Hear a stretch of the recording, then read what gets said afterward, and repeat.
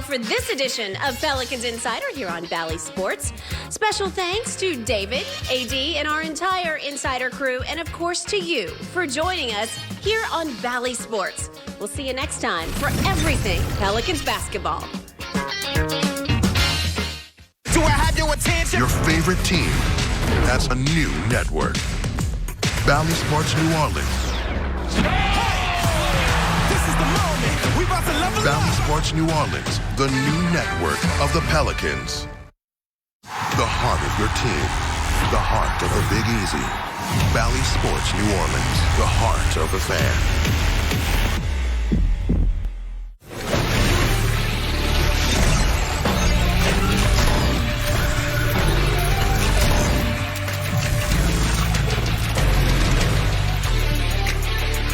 After a decisive 17-point win over the Clippers 2 nights ago in New Orleans, tonight the Pelicans are on the road in the Mile High City with an opportunity to climb a little closer to the play-in game.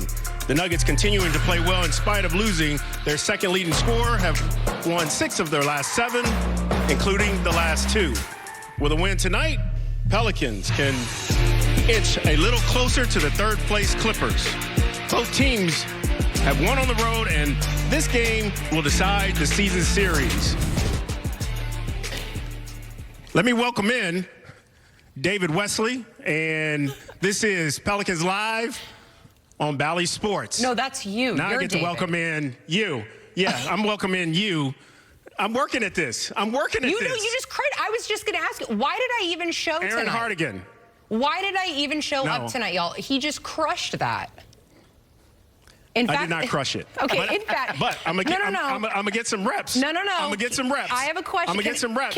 I'm coming for your Can job. we bring in Antonio Daniels for a second? When were you going to tell we me have that to? I was Wally pipped by David while I was away? Wally Pipp is going back to the bench right now. Wally Pipp ain't got his shot yet. I tell you what, that's the way sports works. You know, that's the way life works. You never really appreciate someone's craft until you have to do what they do. Until you try it. Yes. That's right. That's right. Well, why are things much louder when I'm on set? That's you know what, man? I'm gonna give you props. I'm gonna give you props, David, because that's not an easy thing to do. I know it looks easy from the outside, Yes. but when you're actually there and you actually have to do it, that is not an easy thing to do at all. Good job, brother. You nailed it, my friend. And if you want, I will totally grab a bottle of wine and I'll kick my feet up and watch all the rest of the show because I absolutely loved it. It's so great to be back with you, too. I guess I'm taking over now. Also pretty cool, guys. Yes. Like, okay, your job is done, David. That was cute. Get back to your regular now for spot. real. No, listen, I don't know if you guys got to see Zion on the James Corden show last night. That was fun. He noted that the toughest coach he has ever played for was his mom. So perhaps we can credit mom for what he is doing in the NBA right now. In fact, as we're all at this graphic here, guys, I want to put this stat into perspective. Monday was Zion's 80th career game. So he has played just 80 through his first 2 seasons. In 20 of those, he has scored at least 20 on 70% shooting. So Shaq and Artis Gilmore sit ahead of him when you look at most such games their first 2 seasons. But AD, they had double the opportunities to get there. He has had 20 such outings through 80. Listen, with all due respect, there's nothing that we can say about Zion right now that we didn't say 2 nights ago. That's what's weird about these conversations, is they become repetitive. That's how good he is. That's how dominant he is. Like, the same thing, and the thing is, he is sustaining this. So when you say it after 2 games, it's like, all right, that's cool. Then you say it after 10 games. Then you say it after 30 games. Then you say it after 40 games. And now we are 50-plus games into this season, and this is game 81 for Zion, and we are still having this same conversation. What he's doing right now is incredible. I have run out of adjectives and words to describe what we are witnessing right here because he is still so young into his NBA career. Okay, David, that's why I threw out the James Corden show nugget that I learned last night, that mom was the toughest coach he has ever played for. I thought that was worth noting when looking at what this kid is doing and rewriting the history books every night, to know that it started with a member of his own household. Well, listen to this. Moms in certain families, they're that guy. They're the person that strike fear in you. They're the people that motivate you. They're the ones that teach you your life lessons in some household. In his household, that was his backbone. That was who he got his information from, who he was afraid of or respected. And when she said do, he said how high. So I get that. I get that being his motivator and his toughest coach, because she got into him like no other coach would, especially in this day and time. When you're talking about Zion's numbers, the only thing he's going to necessarily improve, his scoring numbers may go up a little over the next 15 years. But what's going to get better is his rebounding and his assist numbers. When those start elevating and you start talking about him getting triple doubles, that's when we're going to be talking about something different other than what we've been saying for the last 80 games. He is a talent. He can't be stopped. He gives teams fits. We're going to continue to say that every single night, because there is no one who can guard him. There's not a matchup good enough that can match up with him. So, yes, he's good. He's great, and his mom has got him on the right track. Hot takes on Pelicans. Yeah, I tell you, when we talk about that, it makes me think of the relationship that I had with my own mother, you know, right. And just how she was with me. You know, I can remember being a child and getting in the car and feeling down or bad, and the first thing she would ask me is, "How did you feel about the game?" And then the moment that I told her how I would feel about the game, then she would weigh in on what she thought I could have done better. You know, and that's one of the things I love about Zion, though. I do. That's one of the things I love about him. The amount of love and appreciation and gratitude that he shows to those that have helped get him to this point. His mom, when he had his signature shoe release, he talked about the influence of his mother and also his stepfather. And to see a guy that's that humble to be at this point, and that we are talking about as far as greatness is concerned, I think that's fantastic, and that says a lot about him as a man, not a basketball player, but as a man. That's right. Stay the same. Absolutely. Well, I'm curious to know what Mama Daniels would say about the Pelicans defense on one of the hottest teams Monday night. AD holding one of the best three-point shooting teams to just 30%, and Paul George to just 9 points without Kawhi. What was in the water that night? Well, for me, it was the attention to detail.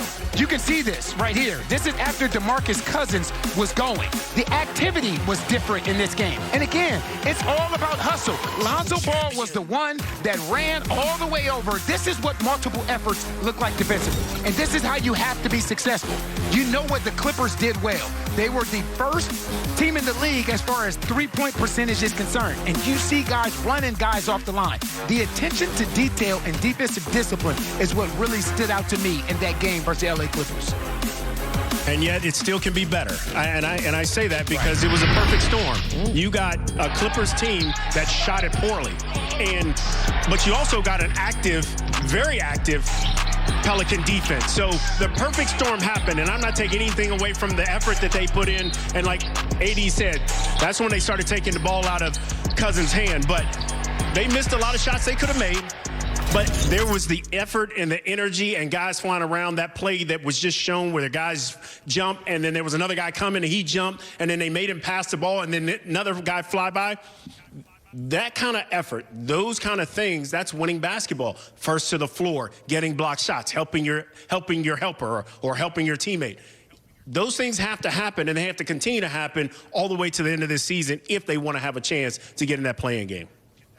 But David and Aaron, think about how many conversations that we've had this year about the perfect storm working for the other team. Mm-hmm. You know, where it's like these teams keep having those games where they don't miss against you. So it's about time that it balanced out. But I'll say this. The Pelicans defense, as you just referenced, David, it has something to do with it. Their activity. They weren't quitting on plays. So as opposed to allowing guys the opportunity to find their rhythm and to get comfortable in the first quarter, then the fourth quarter comes around and they're knocking down three-point shots at a very efficient clip, they never allowed the LA Clippers, and in particular Paul George, who was averaging 34 points a game and shooting 50% from the field, 50% from three over his last 8, never allowed anyone from the Clippers an opportunity to get comfortable. And that was refreshing. And just real quick, and that's what I was getting ready to say, is, yes, we've seen teams come out and have a bad first half and then get it going incredibly great in the second half.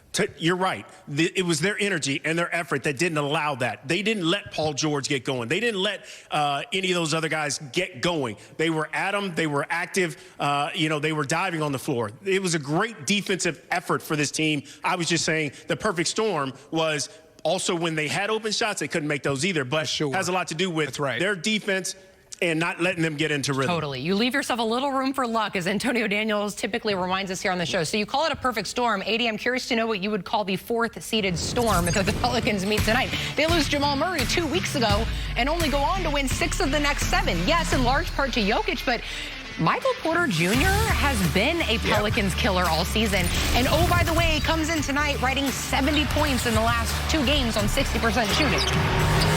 And you know what? Since Jamal Murray went down, Michael Porter Jr. is averaging 25, 26 points a game. And he's incredibly efficient. The thing that people don't understand, because TV doesn't really give guys justice, this dude is 6'10". He's 6'10" and incredibly skilled, and failed to this team in the draft. A lot of teams passed on him because of his injury history that happened in high school and his injury history that happened in college. But look at this. Look at the efficiency that he is shooting the ball with and the amount of points per game. So when one guy goes down, you can't replace what Jamal Murray brings to this team. You have to do it collectively. Guys have to start to step up. He definitely has. And you look at those three-point numbers, 54%. He's shooting 8.5 threes now with Murray out. They're going to him. He's not shooting 1 or 2 a game. He's shooting a lot of threes. And you see the stats. He's very efficient while doing it. He's long. He's athletic. So again, he's picked up the slack where Murray went out. And with Jokic out there, a guy who just loves to pass the basketball. Michael Porter is reaping the benefits because he's in good rhythm. He's seeing the basketball go through the basket and has the ultimate green light right now. Well, and it helps that he has an MVP candidate alongside him playing point center as well. In fact, before we go to break, AD, quick question for you, and I need one name, as it's going to be a little tease for the next segment. If you had to name your MVP today, who is it? Okay, I can give you one name, but I have to explain it. Obviously, right now, it's Jokic. God.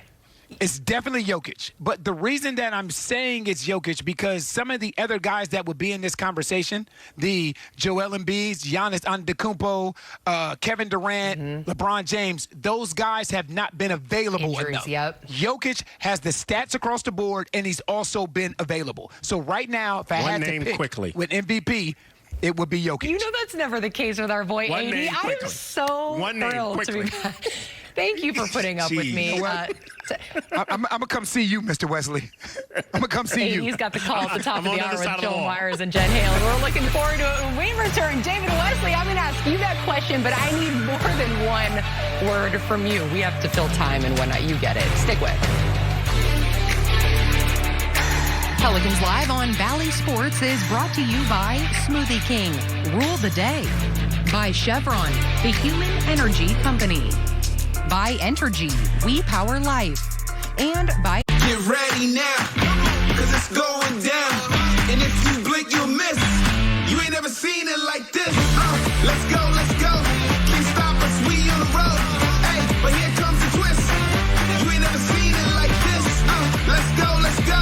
In with the new, baby, out with the old. And you know I keep it lit. You ain't never seen it like this. There he is, the guy they call the Joker, who, if we're being honest, is really anything but when it comes to doing it all on a basketball floor. His 15 triple-doubles this season are the second most in the NBA, behind none other than Mr. Walking Triple-Double himself, Russell Westbrook. No surprise there. That said, as I welcome the one, the only David Wesley back into the show, Jokic is recording his triple-doubles for a legitimate contender, which is why, in my mind, he leads the current MVP race. In fact, I will tell you, NBA.com releases weekly kind of who the voters are favoring in the current race. And as it stands today, they have top three, I believe, Jokic, Embiid, and Steph. So if you're looking at those three today, do you agree with them? 1, and 2, who you rolling with for this year's MVP? I like the order of that. I think that's a pretty good order. But I still with the Joker. Jokic has done it all season. And he's a guy who could go out and get you 30. He can go out and get you 30 any night. he doesn't necessarily want to. He gets as much joy out of getting his teammates involved as he does scoring the basketball. I've seen him turn down shots to go get his teammates a shot. So, point forward, point center, whatever you want to call him, he's truly a talent. And like you said, he's on a winning team with his team secure in the playoffs with a chance to catch the Clippers in third. So he's definitely my pick for MVP. And again, what AD said, and I'd almost put, those other two guys, because they've been injured, that's why they don't move in front of Jokic. They missed a lot of games sitting out, so I go with Jokic. So then when you look at Embiid, it's kind of like, as you mentioned, AD noting injuries. I mean, he hasn't been available all season. That said, when he does see the floor, I mean, he makes it count. He's kept his team at least one of the top two teams in the East. He's not my MVP, but if you had to make a case for Embiid today, what would be a reason? We talk about Embiid and how good he is, but the fact that you're talking about a guy over 7 feet with the things he does. He can post. He can step you out. He can put it on the floor. He's doing so much as a big. He can pass it, and he comes. So, yes, the numbers he's put up, the way this team is playing, certainly he's almost worthy. But he's not mine, but I can see how somebody would say that. Yes, he definitely is worthy. I don't know if again, your criteria is what matters, right? Your criteria of what MVP is, because there isn't the letter of the law. So for me, you miss that many games, you can't be MVP. Okay, here's the thing. So, yeah, he's at least in the conversation. That said, I know you and AD are big on body of work, which is why a few shows ago when I asked you if Nate McMillan was at least in the coaching of the year conversation, taking Atlanta from one of the bottom teams in the East to the 4th, you guys disagreed that he should even be in the conversation. So when you look at a guy like Steph, who goes off on a scoring barrage in the month of April, dropping 93s, that's the most from downtown in a single month in NBA history. Is that enough in the body of work category for you, David Wesley? How many games has he missed? I don't know. He's missed a few himself, and certainly. But then he does this, so how do you calculate that? Well, again, his team is in, 10? He's been out, and yes, he's come back, and he's going to bring them back into the picture, and nobody wants to see Golden State in the playoffs or in the play-in, because they have that guy who could win the game by himself, and he's carrying that team kind of like the Portland group. Those guys have been in and out. Both guards have been in and out, and they've kind of held the torch together. So, yes, he's doing a ton. He's exceptional, and I love him. I've known him since he was a kid, but he wouldn't get my vote. Yeah, David's got some good Steph stories for maybe another show. Perhaps when we played Golden State 3 times in the next 11 games, David Wesley. Here's a dark horse, because listen, you and I both know we are always sleeping on someone. How about that 36-year-old down in Phoenix that has us actually talking Suns at this point in the season? You know what? And if someone were to come up and say that he is the MVP, and we're not talking about gaudy numbers, but we're talking about the effect that he has on this team, and it is MVP-like. It is enough to get consideration for an MVP because of the fact that this team was in the cellar, and now they're working their way to the penthouse. And it's all because of Chris Paul and the way he can control a game, the pace of the game, the style of the game, when he wants to shoot. He can come out and get you 15 assists, or he can go get you 25 still at his age. So certainly I wouldn't argue with somebody putting him in that category. Again, still not mine. It's why Monty Williams is also in the coaching of the year conversation. And since you noted Steph's little month of April has him in the MVP conversation, I'm going to go ahead and throw Nate McMillan in the coaching of the year conversation. There, it's on the record, David Wesley, as we continue to count you down to tip, thanks to our friends at FanDuel. Pelicans Live on Bally Sports is brought to you by Smoothie King. Rule the day.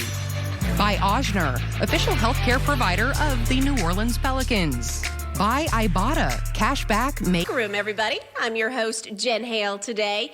Let's get this edition of Insider kicked off with the game plan that's sending shockwaves across the NBA. It's a strategy that calls for putting the ball in Zion Williamson's hands. Meet Point Zion. We just decided tonight we were going to play him at the point all night. My coaches and my teammates, they trust me to go out there and be who I am. I think without their trust, it wouldn't be the same. I think that's where his future is in this game. I really do. My stepfather trained me to be a point guard, so that was just like normal. That's really a shout out to Coach Teresa Witherspoon. It's just the small things when she's like, Z, you do this. Take your time, make your move, and it gives me all the confidence that I need to go out there and, be me. I'm still learning, but certain things do feel natural. You heard Zion mention the role that assistant coach Teresa Witherspoon has played in this offensive transformation. And you can also thank assistant coach Fred Vinson, who's helped to refine Zion's shooting technique. As a matter of fact, Z and Lonzo Ball work individually with Coach Vinson before each and every game. Our Insider crew recently received exclusive access as the Pels got down to business.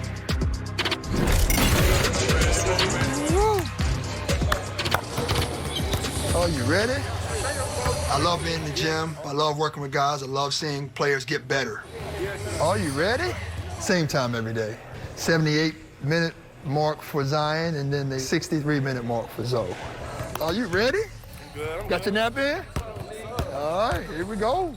Just trying to reinforce some of the things that we've been talking about, and then you hope for that same kind of carryover from the pregame work into the games. That ball tight to the body. Ball tight to the body.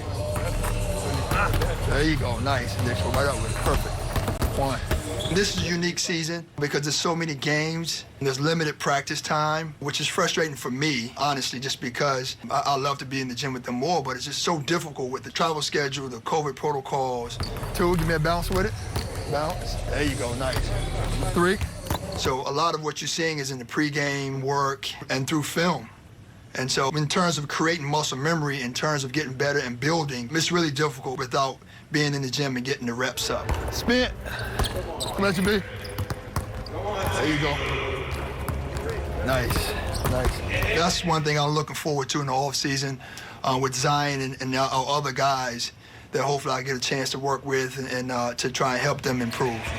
One dribble pull. Same thing. I want to see it again. Make sure it's real. It's real. Let's go the other way. He's a joy to work with, just to see his smile. I mean, you've been around him just to know. I mean, he's such a tremendous kid, tremendous character. And again, just a joy to work with. Unleash the beast! Unleash the beast! At the same time, it's a challenge, because I want to see him always be successful. That's my goal. When he struggles, it bothers me, it frustrates me, because I want to see him be successful, because it's something that he works at and something that he wants for himself. You flatten it out. Pull up, tight to the body, drive the ball up in the air. There you go, nice. The challenge for me is to not take his struggles, and largely at the free throw line for me, so personal. But I can't help it. I want to see him be successful. He gets in the gym with me, trusts me, most important, and that's the most difficult thing for players, is getting them to trust you.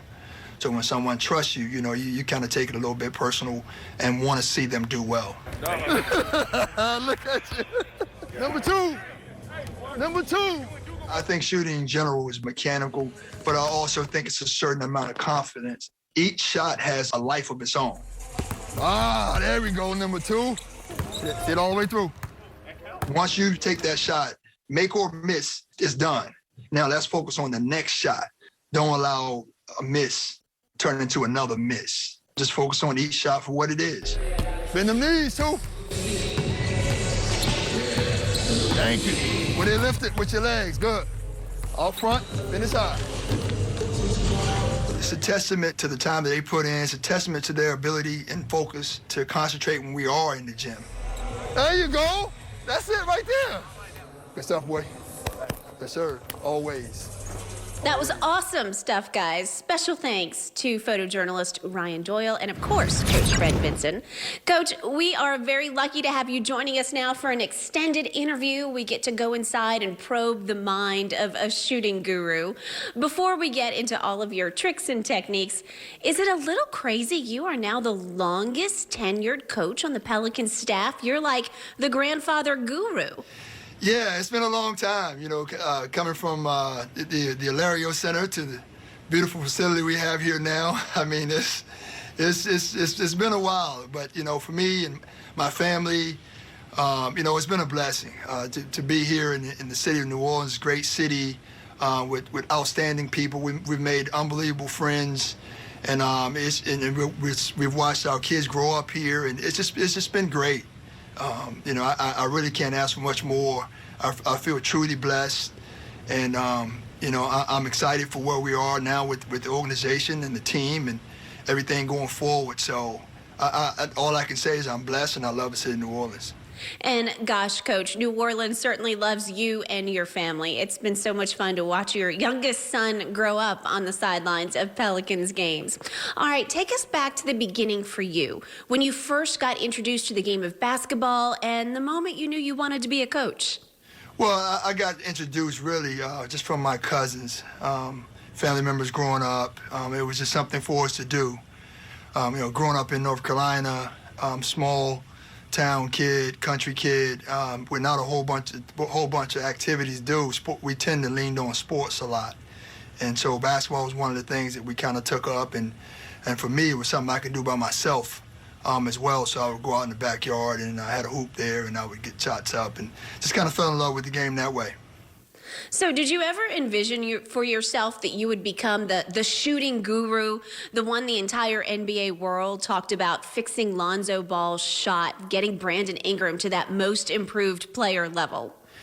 Actually, no, I didn't. And it's funny, I told my kids the story. When I was young, I used to imitate my favorite players. And, you know, it was Lakers versus Celtics. You know, it was Philadelphia versus Lakers. So I would imitate the way Dr. J used to shoot the basketball. I would study and watch it. I would study and watch the way Larry Bird shot the basketball, and Dennis Johnson and Kevin McHale, all those guys on the various teams. And I would play games with myself in terms of, okay, you know, Dr. J shoots the basketball, so I would shoot it like him. And then I would go, oh, now Larry Bird shoots the basketball, and shoot it like him.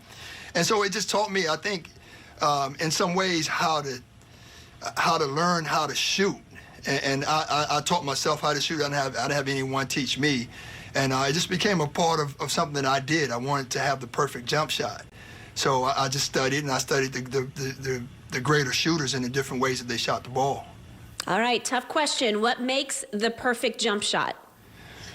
Honestly, the ability to keep a straight line. I think it starts with that. I think the greatest shooters, the Steph Currys, you know, back to the Larry Birds, you know, all the great shooters in today's game have that innate ability to keep the ball in a straight line, even off the move. And I think that's the difficulty, and to me, that's where it starts with. And of course, I know you can't give away all your secrets, but take us inside the process to an extent, because when you're dealing with players the caliber of a Zoe or a BI, and you want to change your shot, that takes an incredible amount of trust on their part to give up what has gotten them here and to buy into what you're suggesting. So what is that process like for you? Yeah, I think for me, I look at each guy individually. And I try, my first thought is not necessarily a complete change. It's okay, how can I help his shot become better? Like, you know, no matter who it is, whether it's Zion or whether it's, like you said, Zoe and B.I., I want to take what do they do well, and how can I make it better? Or what do they struggle with, and how can I make it better? And that's kind of my initial approach to it. And then I just kind of let the work and let their reactions to the things I'm trying to teach them, I just kind of let it kind of take its own route. I think that's the biggest thing. I don't try to teach everybody to shoot the ball the same way. Well, the results are certainly undeniable when you look at the court this year and see what point Zion is doing. What is it that you've tweaked with his shot, perhaps his free throws, and what change are you most proud of when you look at how he operates on the court? Well, I just think Stan's done a good job of putting him in those situations out front, handling the ball, and the various schemes offensively has really kind of fed into his skill set. I think that's the biggest thing. And he's shown the ability, obviously, to create for himself, but also to find his teammates and make his teammates better. And that to me is a credit to Stan, to put him in that position to go out there and make those kind of plays. Okay, switching gears just a little bit. Last question. Kira Lewis Jr., an up-and-coming talent for this Pelicans squad. What has been working for him that's allowing him to operate at a very high level for a young rookie? And what do you see for him in the future? Because he puts in so much time and work. You know his game has got a ton of room to grow still. I think his future is very bright. I mean, his speed and athleticism. I mean, we saw it with De'Aaron Fox. I mean, a guy that has that kind of a speed. And I think Kyra's maturity and his growth and how much he learns the league. And he learns to change his speed. Like right now, everything's fast for him, so he's playing at a fast speed. Once he learns how to slow down, that'll make him, ironically, it makes him even faster. And I think that's what, with a guy like Fox, the John Walls, the Westbrook, those guys have the ability to change their pace, which makes them really difficult to guard. His ability to get into the lane, and I just think in the NBA, guys find a way to become better shooters, and I think he'll become an even better shooter, which will make him a tough and difficult cover.